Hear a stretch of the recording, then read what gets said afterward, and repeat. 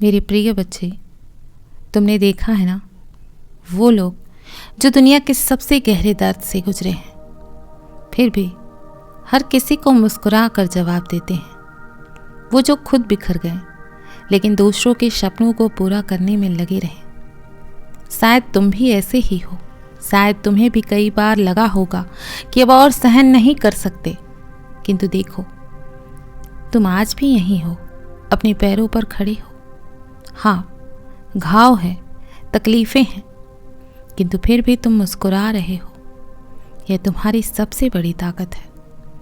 याद रखना, जो लोग अंदर से सबसे ज़्यादा टूटे होते हैं, वही दूसरों को सबसे ज़्यादा हिम्मत देते हैं। तुम्हारी मुस्कान सिर्फ एक दिखावा नहीं, बल्कि एक कहानी है, एक जंग का सबूत है कि तुमने कितनी बार खुद को समेट कर फिर से खड़ा किया है।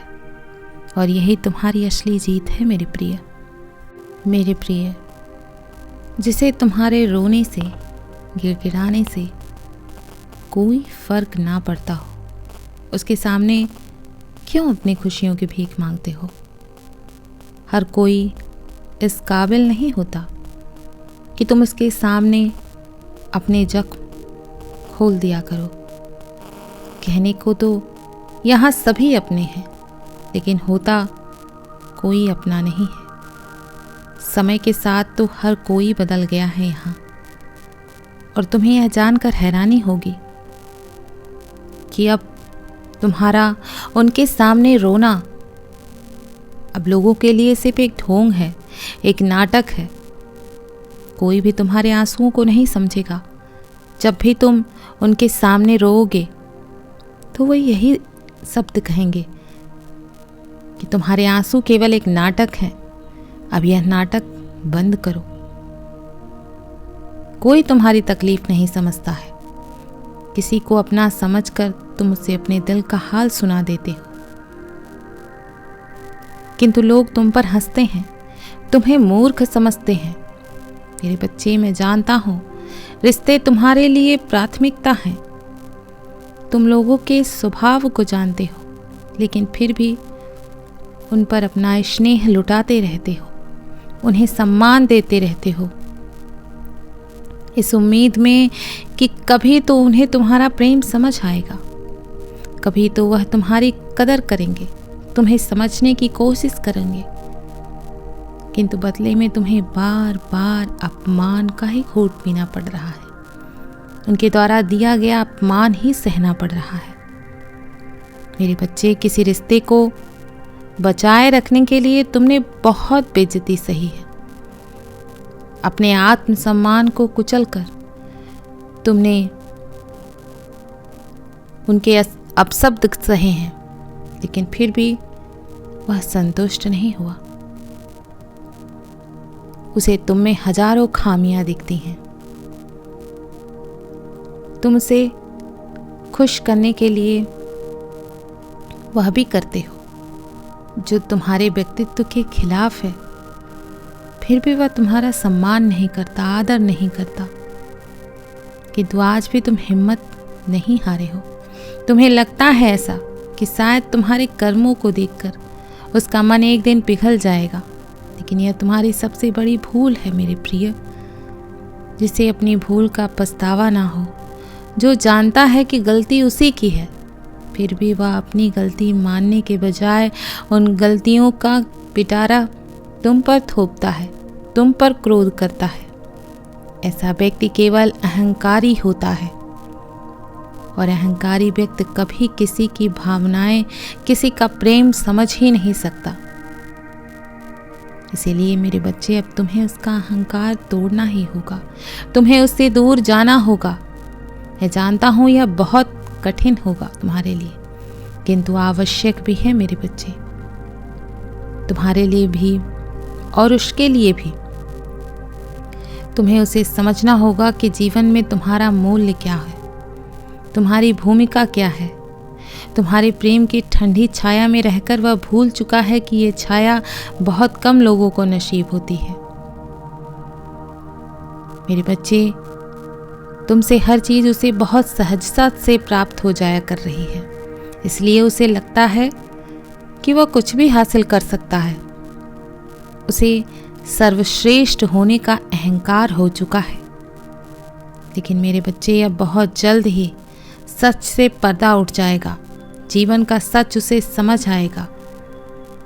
तुम्हें केवल अपने मन पर नियंत्रण रखना होगा प्रिय। उसके आगे पीछे घूमना नहीं है। और हर वक्त अपनी उपस्थिति का एहसास कराना बंद करो। मेरे बच्चे, उसने तुम्हारे साथ जो भी गलत बर्ताव किए हैं, तुम भी उसमें बराबर के भागीदार हो। तुम्हें मैंने बहुत बार समझाया है कि अति मत करो, और प्रत्येक बार तुमने यही किया है। मेरे बच्चे, मान लो तुम्हारा कोई बहुत पसंदीदा मिठाई तुम्हारे समक्ष है, तो तुम एक बार में कितने मिठाइयाँ खा सकते हो? 2 या 4। लेकिन हर एक मिठाई के बाद उससे मिलने वाली तृप्ति कम होती चली जाती है। और यदि तुम खाते ही चले जाओ तो तुम्हें अपनी ही पसंद से एक दिन घृणा हो जाएगी। प्रेम में भी यही होता है मेरे बच्चे। तुम जिससे प्रेम करते हो उसी पर छा जाया करते हो मेरे बच्चे। और यह गलत होता है। उस पर छा जाने का प्रयास मत करो। उसे आजाद छोड़ दो। जो तुम्हारा है वह बिन मांगे ही तुम्हें मिल जाएगा, और जो तुम्हारा नहीं है वह रो रो कर गिड़गिड़ा कर भी तुम्हें नहीं मिलेगा। तो फिर इतनी आतुरता, इतनी व्याकुलता क्यों है तुम में?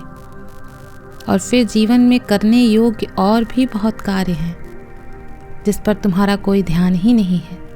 इस कारण ही तो तुम्हारे रिश्ते सारे खराब हो रहे हैं।